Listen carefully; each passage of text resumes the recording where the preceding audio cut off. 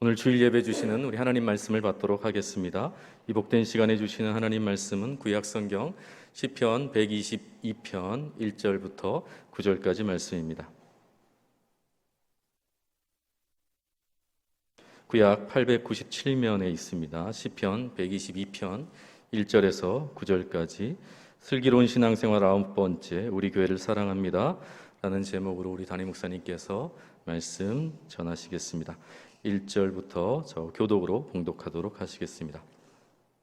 사람이 내게 말하기를 여호와의 집에 올라가자 할 때에 내가 기뻐하였도다. 예루살렘아 우리 발이 내 성문 안에 섰도다.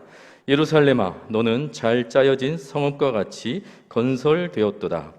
지파들 곧 여호와의 지파들이 여호와의 이름에 감사하려고 이스라엘의 전례대로 그리로 올라가는도다. 거기에 심판의 보좌를 두셨으니 곧 다윗의 집의 보좌로다. 예루살렘을 위하여 평안을 구하라. 예루살렘을 사랑하는 자는 형통하리로다.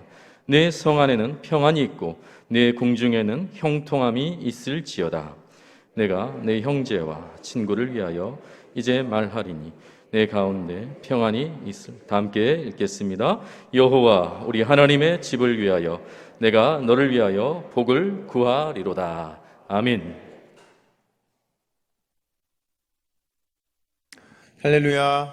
우리 옆에 분들하고 이렇게 인사하겠습니다. 알곡 성도가 됩시다. 알곡 성도가 됩시다. 한 번 더 인사합니다. 알곡 교회가 됩시다. 알곡 교회가 됩시다. 여러분 이 자리에 있는 것만으로도 우리는 알곡 성도인 줄로 믿습니다. 여러분 혹시 아시나 모르겠는데요. 제가 말씀 전에 잠깐 말씀을 드리면 저희 교회가 오늘 새벽부터 새벽 예배 온라인 유튜브에서 온라인 실시간 중계를 시작했습니다. 놀래지도 않으시고 다시 와 한번 해주셔야죠. 저희 교회가 이제 저희가 오늘 특별 헌금을 하지만 어떻게 보면 성도님들의 기도와 또 헌신을 통해서 장비들이 바뀌었잖아요. 그러면서 물론 2명 딱 들어오셨어요. 근데 그 2명도 제가 누군지 알아요. 다른 교회 분들이세요. 그래서 언제 열린지 궁금했는데 저희가 오늘 새벽부터 계속해서 저희가 새벽과 화요일, 수요일 예배와 그리고 금요일 예배 때는 저희가 온라인 실시간 방송을 할 겁니다. 다시 여러분 오늘 새벽에 저희가 첫 번째로 실시간 방송을 중계했습니다. 와 여러분 이게 얼마나 역사적인 일인지 몰라요. 방송국만 뭐 개국했다고 축하해야 됩니까? 여러분 기억하세요. 오늘이 8월 며칠이에요? 22일 2021년 8월 22일은 코로나와 상관없이 저희 교회가 유튜브 생중계를 한 날이라는 거 기억하시고 여러분 유튜브 생중계는 왜 하냐면 저희가 뭐 타지에 있든지 아니면 교회 오고 싶은데 병실에서 도저히 예배할 수 없는 분들을 위해서 오픈한 거니까요. 현장 예배가 우선입니다. 그래서 그걸 기억하시고 늘 여러분 교회 사랑하는 마음으로 함께 동참해 주셨으면 좋겠습니다. 설렘이라는 단어가 있어요. 마음이 가라앉지 않고 계속해서 두근거리는 느낌이거나 감정, 이거를 설렘이라고 하는데 영어로 exciting입니다. 그러니까 뭐 끝날 것 같지 않은 흥분과 기대감, 이게 이제 우리 마음에 있는 게 바로 이 설렘이라는 건데요. 여러분 이 설렘이라는 단어가 또 이런 감정이 우리의 삶을 얼마나 기분 좋게 하는지 몰라요. 여러분 오늘도 교회 올 때 설레셨죠? 한 10분 다시 해야지. 여러분 오늘도 교회 오신 거 설레셨죠? 이 설렘이라는 게요 우리의 마음을 얼마나 기분 좋게 하는지 몰라요. 한번 상상해 봤어요. 우리 인생에서 우리의 삶에서 설렘이 사라진다면, 설렘이라는 감정이 다 사라져 버린다면 우리는 어떻게 이 삶을 살아갈까 한번 생각해 보자고요. 아주 좀 된 일인데 일전에 제가 요양병원에 계신 90세가 넘는 권사님을 신방한 적이 있어요. 물론 이 권사님은 저희 교회 권사님은 아니셨습니다. 성도님의 어머니셨는데 이제 그분의 어머니가 요양병원에 계시다는 말씀을 듣고 제가 가서 또 제 장점이 또 살갑게 다가가는 거잖아요. 그래서 제가 권사님께 이렇게 질문을 했어요. 권사님 요즘 어떠세요? 그랬더니 권사님이 아주 나지막한 소리 이렇게 말씀하시는 거예요. 목사님 저 매일매일 너무 설레요. 여러분 여러분 90세가 넘으신 권사님이에요. 그것도 요양병원에 벌써 5년째 계신 분이고요. 그것도 거동이 너무 불편하셔서 그냥 눕거나 휠체어 아니면 어디 이동도 하지 못하는 권사님인데 도대체 뭐 때문에 이렇게 매일 설렌다고 하는지 궁금해진 거예요. 그래서 제가 다시 물었습니다. 권사님, 뭐가 그렇게 권사님을 설레게 해요? 그랬더니 권사님이 아주 뜻밖의 대답을 내놓으셨는데 그 대답이 뭐였냐면 이거였어요.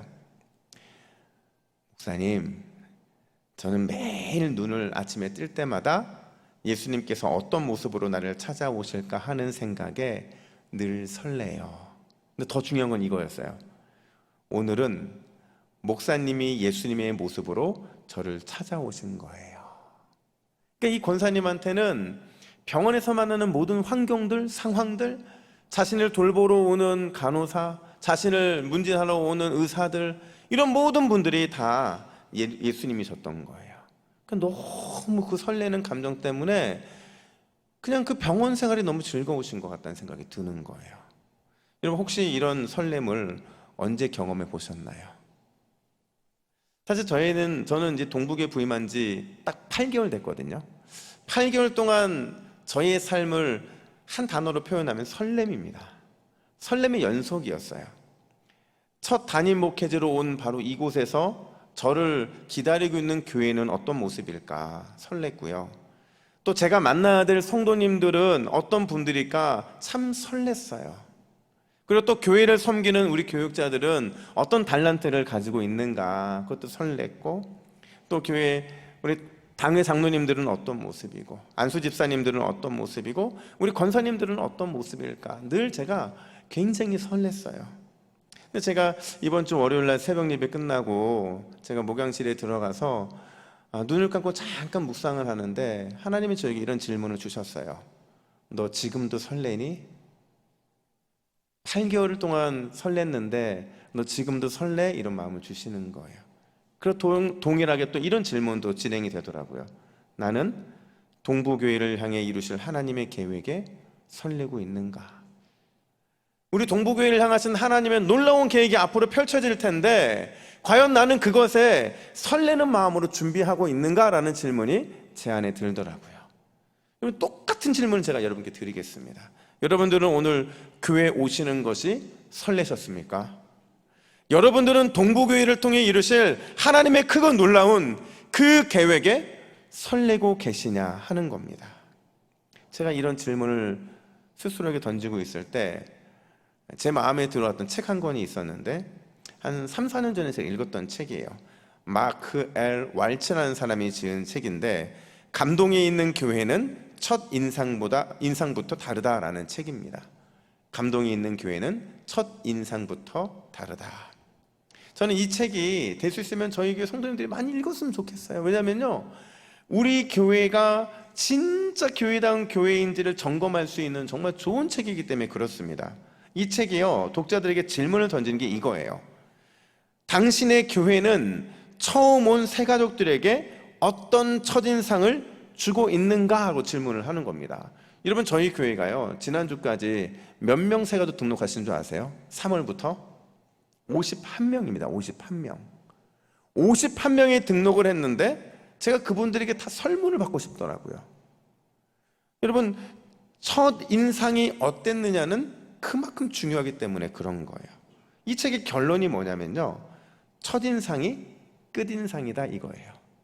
그러니까 첫인상, 그 첫인상이 좋았다면 마지막 끝인상도 죄송합니다. 마지막 끝인상도 좋아야 되는데 그러려면 우리가 어떻게 준비해야 된다고 말을 하냐면 기존에 있는 성도들에게서 설렘의 향기가 나야 한다는 거예요. 그 사람들이 처음 예수님을 믿기로 교회에 왔는데 새가족을 담당하시는 분부터 시작을 해서 교회에서 만나는 모든 사람들의 얼굴이 해같이 빛나는 거예요. 막 환히 웃는 거예요. 나도 저분처럼 웃고 싶다. 나도 저분처럼 믿음을 갖고 신앙생활하고 싶다. 나도 저분처럼 행복하게 살고 싶다. 그런 첫인상이 그들에게 주어져 있느냐 하는 겁니다. 여러분들은 교회에 오시는 것이 설레십니까? 오늘 본문은 이렇게 시작을 합니다. 우리 1절 말씀을 같이 읽습니다. 1절입니다. 시작. 사람이 내게 말하기를 여호와의 집에 올라가자 할 때에 내가 기뻐하였도다. 아멘. 시인은요, 사람들로부터 이런 얘기를 들어요. 여보게, 우리 하나님의 집으로 함께 올라가세. 근데 이 말이 떨어지자마자 시인의 마음에 너무 큰 기쁨으로 설레기 시작하는 거예요. 막 설렘의 파도가 막 몰아치는 거예요. 막 몰아치는데 여러분, 이 설렘, 이 감정이요, 이 설렘의 기쁨이 그냥 단순한 일반적인 그런 단편적인 기쁨이 아닙니다. 그런 거 있잖아요. 가슴이 찡하고 아주 오래 여운이 남는, 잠을 이룰 수 없을 정도의 그 기쁨, 그 기쁨을 말해주고 있는 거예요. 특별히 이 기쁨이라는 이 히브리어 단어가요, 성경에 쓸 때는 항상 예배와 관련되어 사용했다는 걸 우리가 주목을 해야 돼요. 무슨 얘기냐면 하나님을 만나는 것에 대한 기대감의 기쁨, 하나님의 임재를 경험할 것에 대한 벅차오르는 감격의 그 기쁨, 그 기쁨이 바로 오늘 본문에 등장하는 기쁨이었다라는 겁니다. 이 기쁨이 언제 생겼다고요? 누군가가 시인에게 하나님의 집으로 올라가자라는 말을 들었을 때 이 기쁨이 충만했다라는 겁니다. 여러분, 한번 생각해 봤어요. 제가 이들이요, 진짜 예배하러 오는 게 진짜 설레고 또 기쁨이 충만하기만 한 일이었을까 하는 질문이에요. 어때요, 여러분? 이스라엘 백성들이 예배하러 오는 게 진짜 설레고 예배하러 나오는 것이 기쁨이 충만한 그런 일이었을까요? 이스라엘 백성들은 1년에 3번 무조건 성전에 올라가서 예배를 해야 되잖아요. 그 성전에 남자들이 올라가서 예배해야 될 의무의 3번의 이 기회가 언제냐면 봄 추수가 시작되는 무교절에, 그리고 봄 추수가 마무리되는 칠칠절에, 그리고 가을 추수가 끝나는 초막절, 이렇게 3번 무조건 성전에 와서 예배를 했다는 거예요. 근데 중요한 건요, 이들이 그냥 예배한 게 아니었다는 거예요. 그러면 우리는 대부분이 다 이 서동 중심을 사시니까 그냥 가방 들고 성경책 들고 교회에 오면 되는데, 그 당시 이스라엘 백성들은 예배하기 위해서, 제사하기 위해서 그들은 순례 여행이라는 것을 할 수밖에 없었다는 거예요. 여러분, 순례 여행이 말이 순례 여행이지요, 이 여행은 헌신 여행이고 포기 여행이에요. 무엇에 대한 헌신과 포기냐면요, 자 보세요. 제가 앞에 3개의 절기를 말씀드렸잖아요. 봄 추수가 시작되는 무교절, 봄 수확이 마무리되는 칠칠절, 가을 추수가 끝나는 초막절, 다 뭐랑 연관이 돼 있어요? 그들의 살아가야 되는데 필요한 추수랑 연관이 돼 있는 거잖아요. 그러니까 지금 이들이 헌신하고 포기하는 이게 뭐냐면 생계에 대한 헌신이고 또 일상에 대한 포기였다라는 거예요. 그들이 성전에 올 때 그냥 옵니까? 뭐 갖고 와야 돼요? 재물을 가지고 왔잖아요. 그냥 재물이 아니라 흠없는 가장 좋은 재물을 준비했죠. 재물만 준비했습니까? 또 멀리 떨어져 있는 지파들은요, 그 예루살렘까지 오기 위해서 며칠 몇 날을 그 순례길을 가야 돼요. 그냥 갑니까? 경비가 들 거 아니에요. 그러니까 여러분, 지금 그들이요, 생업을 중단하면서까지도 또 막대한 경비를 지출하면서까지도 예배하기 위해 예루살렘에 가는 이유가 과연 무엇이냐 하는 겁니다. 이런 예를 들어보면 쉬울 텐데, 여러분, 제가요 수요일마다 일찍 노베에서 예배하러 오시는 분들을 제가 맞이합니다. 맞죠? 제가 예배하러 오신 분들에게 직접 인사를 나누고 그리고 그들을 접견을 해요. 근데 제가 왜 수요일날, 하필이면 수요일날 수요 예배만 제가 내려가는 줄 아세요? 어떤 분들은 제가 출석 체크하러 간다고 생각을 하세요. 그래서 누가 왔나 누가 안 왔나를 눈으로 출석 체크한다고 생각하시는데, 여러분 절대 그렇지 않아요. 왜냐면요, 제가 출석 체크하지 않아도 우리 전우사님들, 우리 그분들이 다 체크하고 계시고 심지어 기계가 다 찍어줘요. 우리가 누가 왔는지 누가 안 왔는지. 제가 수요일날 왜 일찍 노비에 가서 예배하러 오는 성도님들을 접견하는지는 우리 교육자들도 몰라요. 왜 그러냐면요, 그냥 감사해서 그러는 거예요. 뭐가 감사하냐면요, 사실 우리의 일상이 얼마나 치열합니까? 특히 주부들 같은 경우는 얼마나 치열한 삶을 사다가 옵니까? 그 7시 반이라는 예배는요, 식사 준비가 한참인 시간대잖아요. 남자들은 직장에서 자신의 일들을 하면서 어떻게든 그 예배 시간에 맞춰 오려면 얼마나 치열한 삶을 살겠어요. 그러니까 그런 분들에게 대한 감사해서 저는 그냥 그 삶의 현장을 포기하고 수요예배 오신 성도님들이 너무 감사해서 제가 그냥 1층에 내려가서 인사를 하는 거예요. 근데 처음에는 사실 진짜 감사한 마음 그것만 표현해주기 위해서 1층 내려갔거든요. 근데요, 요즘은 이 성도님들이 교회에 오실 때의 그 발걸음이라든지 표정이라든지 인사라든지 또 저와 스킨십 하시면서 주먹 인사, 악수하는 이런 것들 속에서 뭔가 다른 게 느껴지는 거예요. 뭐가 느껴지는 줄 아세요? 제가 벌써 몇 달째 내려가 보니까요, 처음에 내려갔을 때하고 뭐가 다르냐면 이 발걸음이 너무 가벼워졌습니다. 막 서뿐서뿐 오시는 것처럼 느껴지는 거예요. 표정이 밝아요. 그리고 인사할 때도 뭐 얼마나 만났다고 이렇게 서로 인사가 또 깊게 나눠지는 것들을 보면서 제가 뭘 느끼냐면 예배에 베풀어 주실 하나님의 은혜, 그리고 그 은혜에 대한 기대감이 한마디로 설렘이거든요. 이 예배에 대한 설렘이 우리 성도님들의 발걸음에, 표정에, 인사에서 드러나는구나. 우리 교회 성도님들이 예배를 사모해서 이 자리까지 오셨구나. 우리 성도님들이 은혜를 갈망해서 이 자리에 오셨구나라는 생각이 막 드는 거예요. 여러분, 수요예배 안 와봐서 그렇죠. 수요예배 오시는 분들의 발걸음이 그렇게 가벼워졌다는 거죠. 바로 동일한 이유라는 거예요. 똑같은 이유라는 겁니다. 이스라엘 백성들이 생업을 중단하면서까지 또 막대한 경비를 지출하면서까지도 예배하기 위해 예루살렘에 가는 이유는요, 은혜에 대한 설렘 때문이라는 거예요. 제가요, 오늘 일부 예배 마치고 밑에서 인사를 하는데 어떤 성도님이 저에게 오셨어요. 그때 제 손을 붙잡고 제가 성도님 인사해야 되는데 그분하고 진짜 한 20초 있었나 봐요. 손을 붙잡고 뭐라고 말씀하시냐면 오늘 너무 설렜대요. 예배 오고 싶어서. 너무 설레서 부탁해서 요양병원을 탈출하셔서 예배 드리러 오셨다는 거예요. 제가 그분하고 통화 한번 했었거든요. 근데 그분하고 얼굴을 처음 만들면서 제가 너무 놀란 거예요. 근데 그분이 저한테 뭐라고 하시냐면 예배 말씀을 통해서 또 예배를 통해서 더 설레게 해주셔서 감사합니다 하고 가신 거예요. 여러분, 이 예배에 대한 설렘이요, 그들 이 시편 기자에게도 있었다는 거예요. 근데 이 기자가 어떤 예배에 대한 설렘이었겠어요? 과거에 그들이 예배를 통해 받았던 은혜에 대한 설렘이 남아있을 것이고 그 남아있던 예배에 대한 설렘은 지금 여전히 이 자리에도 넘치도록 채워주실 놀라운 하나님의 은혜에 대한 사모함으로 나타나고 있다는 겁니다. 그렇다면 여러분, 오늘 본문의 시편 기자가 과거에 경험했던 또 그들이 기대하고 있는 구체적인 하나님의 은혜는 과연 무엇일까? 첫 번째로 강력한 복음의 능력, 놀라운 말씀의 은혜였습니다. 여러분, 제가 질문을 한번 해볼게요. 여러분들이 배가 고파요? 식당에 가셨어요.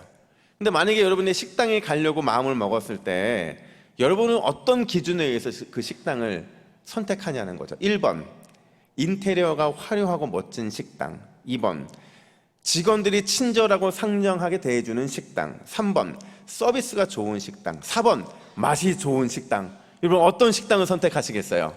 1, 2, 3, 4번 중에서 대부분 4번이실 겁니다. 그렇죠. 물론 이 네 가지가 한꺼번에 다 있으면 그런 식당은 잘 될 수밖에 없어요. 우리가 가면 기다려야 돼요. 근데 이런 식당 말고 하나만 선택한다면 아마 대부분의 성도님들은 무조건 4번, 좋은 음식 맛을 제공하는 식당을 선택할 거예요. 왜요? 식당의 존재 이유가 뭐예요? 식당의 존재 이유는 맛있는 음식을 손님들에게 대접하는 거잖아요. 그걸 먹게 하기 위해서 식당이 존재하는 거잖아요. 교회도 마찬가지입니다. 여러분, 교회가 뭐니 해도 말씀의 맛이 있어야 되는 줄로 믿습니다. 여러분, 말씀이 맛있다는 게 뭐예요? 말씀의 능력이 우리의 삶에 경험되는 그걸 얘기하는 거예요. 그러니까 귀로 들었을 때 그 말씀의 은혜가 되는 것도 있지만, 말씀의 능력이, 하나님의 말씀의 은혜가 내 삶을 충만하게 적시는 그 상태가 바로 말씀이 맛있는 상태거든요. 여러분, 강단에서 흘러나오는 이 말씀이, 살아 역사하시는 그 하나님의 말씀이 매일매일 우리의 생각과 영혼과 삶을 쪼개고, 또 매 주일마다 우리를 은혜의 강에 깊이 잠기게 만들 때, 여러분, 그런 교회는 사람들이 너무 설레서 기쁨으로 뛰어오는 교회예요. 그런 교회는 상상하는 것만으로도 너무 은혜가 되는 교회라는 거죠. 여러분, 바로 그 말씀에 대한 좋은 추억, 그 사모함이 오늘 본문에 시인에게 있었다는 겁니다. 우리 4절 말씀을 같이 읽습니다. 4절입니다. 시작. 지파들 곧 여호와의 지파들이 여호와의 이름에 감사하려고 이스라엘의 전례대로 그리로 올라가는도다. 아멘. 여러분, 전례가 뭘까요? 이 전례는 다른 말로 율법입니다. 하나님의 말씀이에요. 그래서 공동 번역은 어떻게 번역을 해놓고 있냐면, 그 지파들이, 여호와의 지파들이 이스라엘의 법도, 이스라엘의 말씀에 따라 여호와 이름 그리로 올라가는구나, 이렇게 말을 해요. 그러니까 시인에게는요, 주의 말씀에 따라 예배하러 올라갔더니 그 말씀에 대한 독특한 은혜, 아주 놀라운 은혜, 아주 마음에 심겨질 만한 큰 은혜에 대한 회상이 그 안에 있었던 거예요. 하나님이 말씀을 사모해서 올라간 그들에게, 말씀을 따라서 올라간 그들에게 놀라운 말씀의 은혜의 추억들을 담아주신 거예요. 그러니까 그 추억이 지금도 성전에 올라가자고 말을 하니까 그 가슴에서 지금 바로 이 순간 이 예배로 나오기만 한다면 더 크고 놀라운 말씀의 은혜를 우리에게 주실 것이라는 소망함과 기쁨이 그 안에 있었다는 거죠. 여러분, 이게 잘 되는 교회의 모습이 아닙니까? 말씀해 주실 은혜를 사모하고 그 말씀의 은혜에 촉촉히 젖어드는 이 기쁨을 누리는 게 성도들의 특권이면서 살아있는 교회의 증표가 아니냐는 거예요. 제가요, 올 여름, 이 여름을 보내면서 너무 아쉬운 게 하나가 있어요. 뭐가 아쉽냐면, 제가 여러분들에게 이 여름이 너무 더웠잖아요.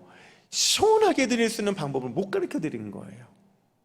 이열치열이라고 하는데, 여러분, 여름에 가장 시원해지는 방법이 뭘까요?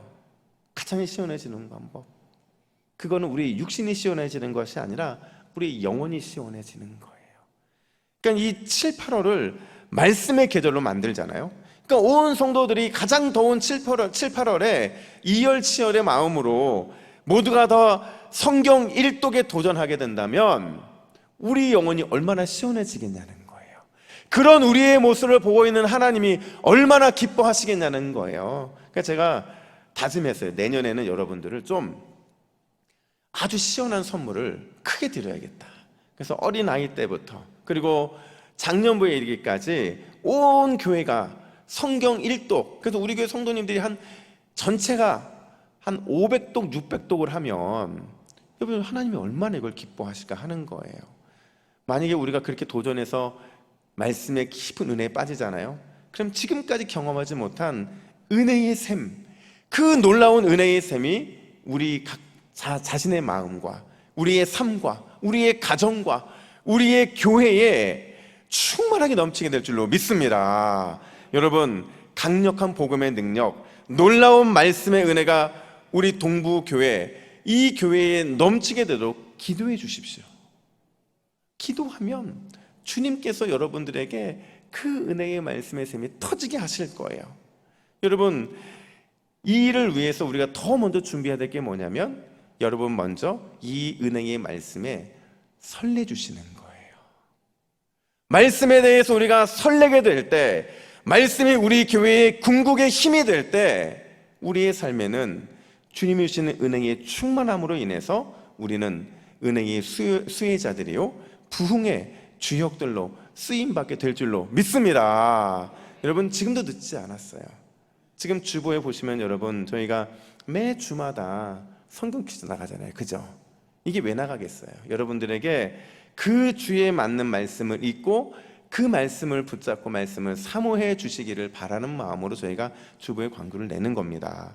여러분, 말씀에 설렐 때 그 말씀의 설렘은 우리의 일상의 설렘으로 나타날 것이고, 일상의 설렘은 우리의 평생에 하나님이 주시는 은혜의 통로가 될 줄로 믿습니다. 그 은혜의 설렘을 누려야 된다는 거죠.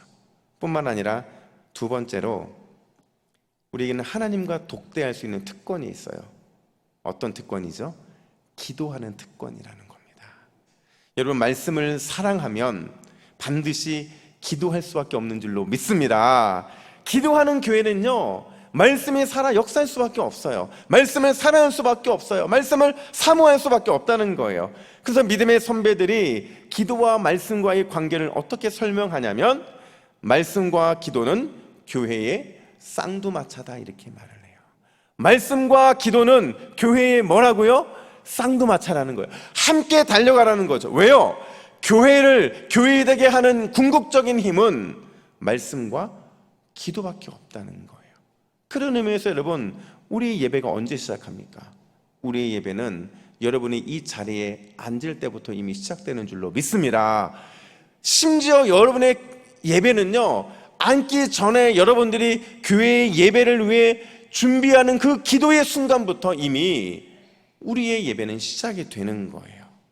그래서 오늘 시편 기자는 예배하러 온 성도들에게 뭘 요청하냐면, 6절 상반절 보시면 이렇게 말합니다. 6절 상반절 같이 있습니다. 시작. 예루살렘을 위하여 평안을 구하라.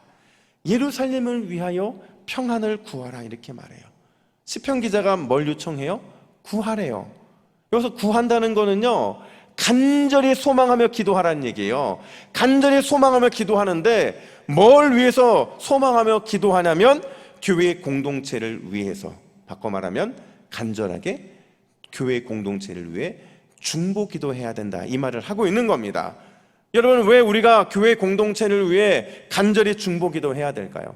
왜 우리의 기도보다 교회 공동체를 위해 간절히 기도하는 그 기도가 필요하냐 하는 거예요. 왠 줄 아세요?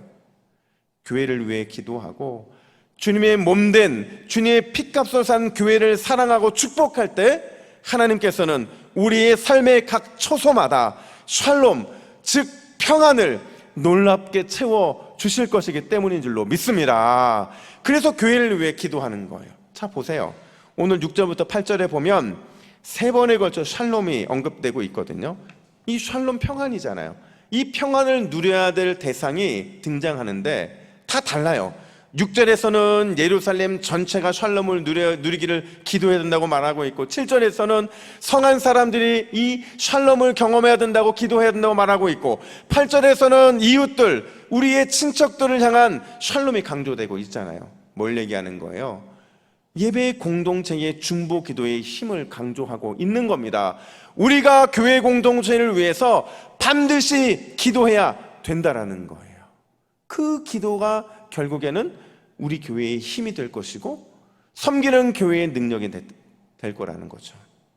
여러분, 제가요, 우리 동부교회 부임하고 나서 가장 많이 들은 말이 있어요. 특별히 기도하는 성도님들로부터 가장 많이 들은 말이 뭔지 아세요? 목사님, 우리가 진짜 좋은 목사님 오게 해달라고 얼마나 기도한 줄 아냐는 거예요. 제가 이 말을 들을 때마다 찔려요. 왜냐면 저는 진짜 좋은 목사가 아니거든요. 제가 너무 잘 알고, 전 진짜 제가요, 이 강대상, 그리고 제가 교회 또 가정, 이런 제가 신앙적인 바운더리가 벗겨지고 나면 저는 얼마든지 죄를 지을 수 있는 그런 죄인에 불과한 사람이거든요. 근데 제가 진짜 좋은 목사 오게 해달라고 기도한 응답이라니까, 이거 제가 얼마나 부담스럽습니까? 근데 제가 그 말을 한참 듣다가 이 말을 재해석했어요. 어떻게 재해석했냐면, 이거는 나에게 주는 사명이구나. 나를 이 자리에 있게 하신 성도님들의 기도가 있었다고 한다면 이제 나는 교회를 위해 있어야겠구나.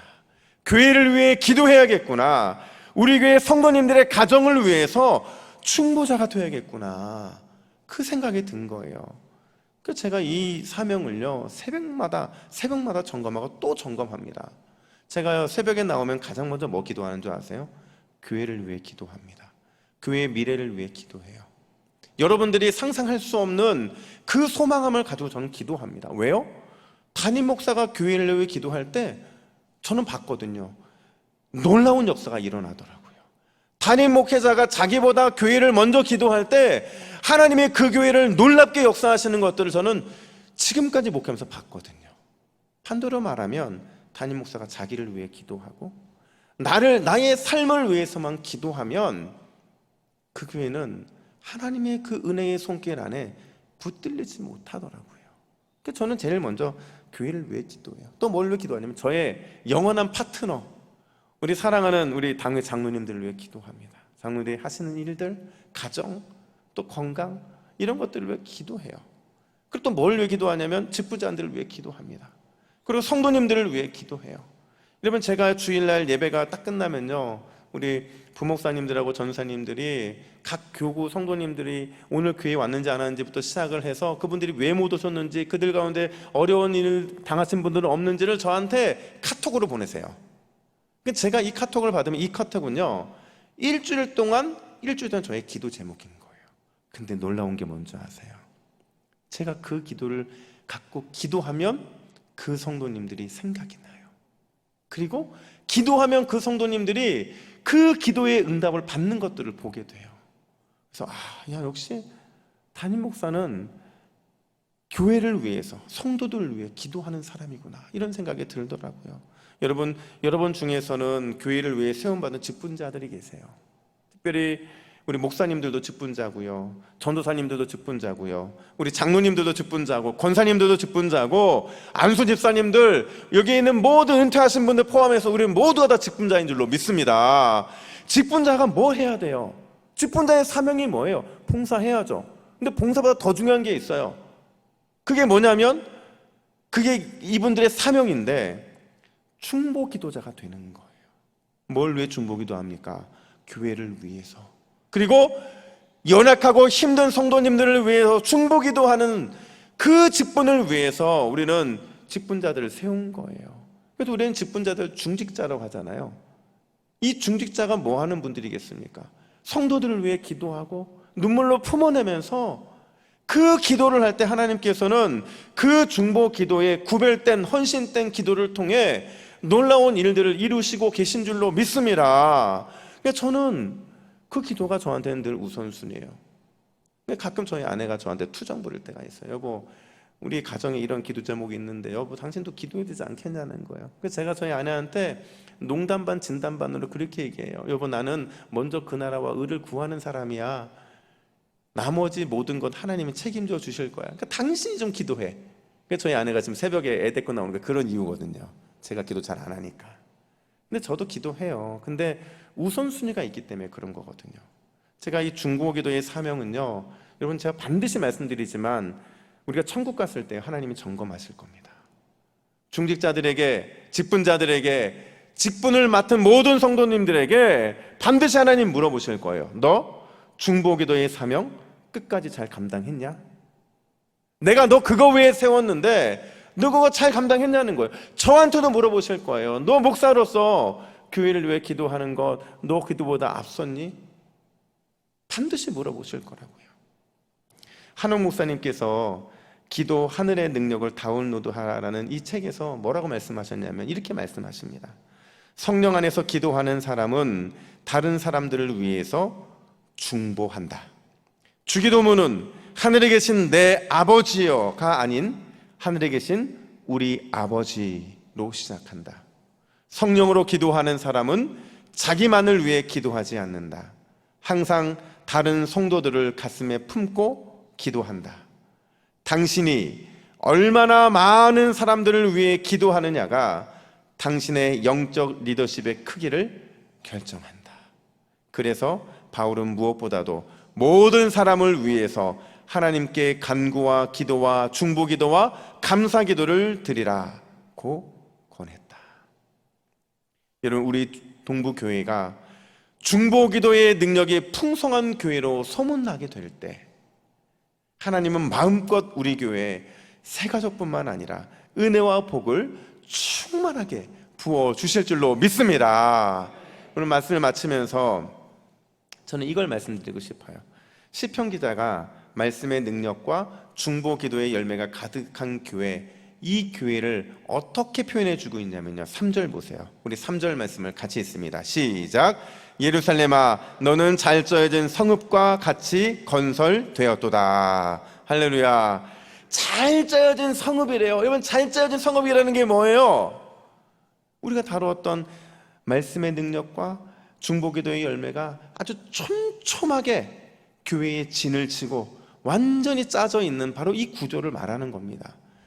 제가 고민했어요. 이걸 더 쉽게 설명할 방법이 없을까? 근데 제가 좋아하는 찬양 중에 이런 교회 되게 하소서라는 찬양이 있어요. 이 찬양은 저에게 기도의 제목이면서 끊임없이 제가 뭘 위해 기도해야 할지를 보여주는 하나의 이정표 같은 찬양이거든요.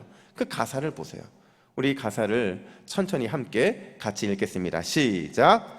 진정한 예배가 숨쉬는 교회, 주님이 주인 되시는 교회, 믿음의 기도가 쌓이는 교회, 최고의 찬양을 드리는 교회, 말씀이 살아 움직이는 교회, 성도의 사랑이 넘치는 교회, 섬김과 헌신이 기쁨이 되어 열매 맺는 아름다운 교회, 주님의 마음 닮아서 이웃을 사랑하는 교회, 주님의 영광을 위해 빛 대신 주님을 전하는 교회, 사랑의 불꽃이 활짝 피어나 날마다 사랑에 빠지는 교회, 주께서 사랑하는 우리 교회가 이런 교회 되게 하소서. 할렐루야. 이건 저만의 기도가 아니라 우리 동북의 모든 성도님들이 이번 한 주간, 아니 교회에 올 때마다 모든 기도가 시작되기 전에 이 가사의 고백이 우리의 기도가 되어야 될 줄로 믿습니다.